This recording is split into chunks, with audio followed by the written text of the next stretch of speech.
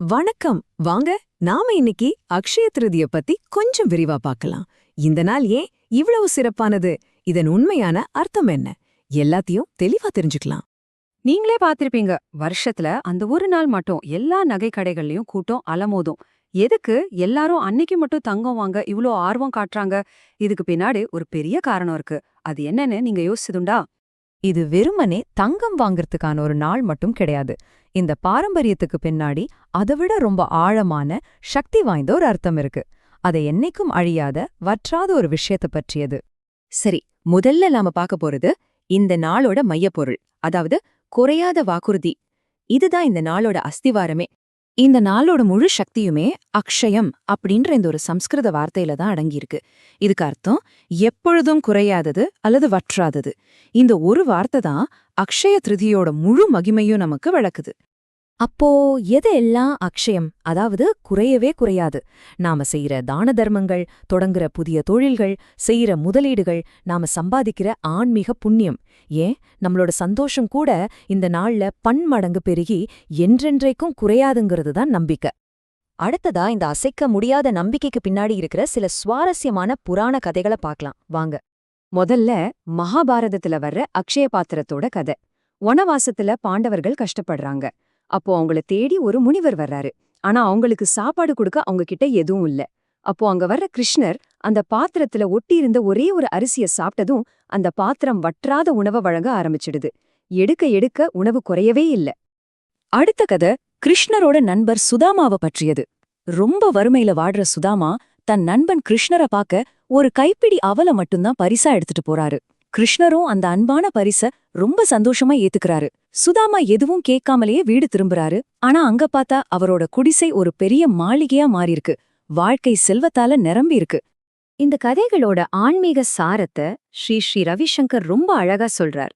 இது ஒரு அக்ஷய பாத்திரம், ஒரு வற்றாத ஊற்று. அதாவது நாம குடுக்கறதுனால நம்ம கிட்ட இருக்கிறது குறையாது, அது இன்னும் அதிகமாக பெருகும் என்பதுதான் இதோட பொருள். இதுல ஒரு சுவாரஸ்யமான விஷயம் என்னன்னா, இந்த நாள் இந்துக்களுக்கு மட்டும் ஸ்பெஷல் இல்லைங்க, சமணர்களுக்கும் இது ஒரு முக்கியமான நாள். இந்துக்கள் இத செழிப்போட தொடர்பு படுத்துறாங்க. ஆனா சமணர்கள் முதல் தீர்த்தங்கரரான ரிஷபநாதர் தன்னோட ஒரு வருடகால விரதத்தை முடிச்ச நாளா இத கொண்டாடுறாங்க. ஆக 2 பேருக்குமே இது வற்றாத ஆன்மீக பலன்களை தரும் ஒரு மகத்தான நாள்தான். சரி, புராண கதைகளை பார்த்தாச்சு. இப்போ இந்தியா முழுக்க இந்த நாளை எப்படியெல்லாம் கொண்டாடுறாங்கன்னு ஒரு சின்ன ரவுண்ட் போயிட்டு வரலாம் வாங்க. இந்தியா முழுக்க இந்த நாள் ஒவ்வொரு விதமா கொண்டாடப்படுது. பாருங்க, ஒடிஷால விவசாயிகள் விவசாய வேலைகளை தொடங்குறாங்க. ராஜஸ்தான்ல இதுக்கு அக்கா தீஜ்னு பேரு. அன்னிக்கு ஆயிரக்கணக்கான திருமணங்கள் நடக்குமா. மேற்கு வங்கத்துல வியாபாரிங்க புது கணக்கு வழக்க தொடங்குறாங்க. அப்புறம் நம்ம தென்னிந்தியாவுல இது தங்கம் வாங்கவும் புது முதலீடுகள் செய்யவும் மிக மிக முக்கியமான ஒரு நாளா பார்க்கப்படுது. இந்த பண்டிகையோட மகத்துவத்தையும் கொண்டாட்டங்களையும் பார்த்துட்டோம். சரி, இப்போ வரப்போற 2026ஆம் வருஷத்துக்கான சில முக்கியமான தகவல்களை உங்களுக்கு தரேன். மறக்காம குறிச்சு வச்சுக்கோங்க. 2026ஆம் ஆண்டுல அக்ஷய திருதிய ஏப்ரல் மாசம் 19ஆம் தேதி ஒரு ஞாயிற்றுக்கிழமை அன்னைக்கு வருது. இந்த நாள்ல பூஜை செய்யறதுக்கும் முதலீடுகள் செய்யறதுக்கும் நல்ல நேரம் பார்க்கறது ரொம்ப முக்கியம். இதோ சில முக்கிய நகரங்களுக்கான முகூர்த்த நேரங்கள். குறிப்பா நம்ம சென்னைக்கு காலையில 10:49 மணியிலிருந்து மதியம் 12:08 மணி வரைக்கும் இருக்கிற நேரம் ரொம்பவே மங்களகரமானதா கருதப்படுது.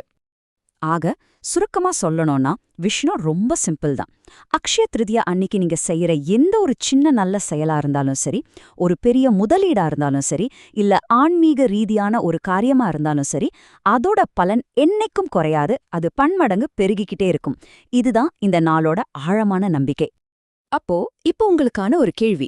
இந்த அக்ஷய திருதிய அன்னிக்கு உங்க வாழ்க்கையில என்றென்றைக்கும் செழிப்பா வளர்ந்து நிக்க போகும் அந்த வற்றாத விதை எது? அதை நீங்க எப்படி விதைக்க போறீங்க? அது அன்பா இருக்கலாம், ஒரு உதவியா இருக்கலாம், இல்ல ஒரு புது தொடக்கமா கூட இருக்கலாம். யோசிச்சு பாருங்க.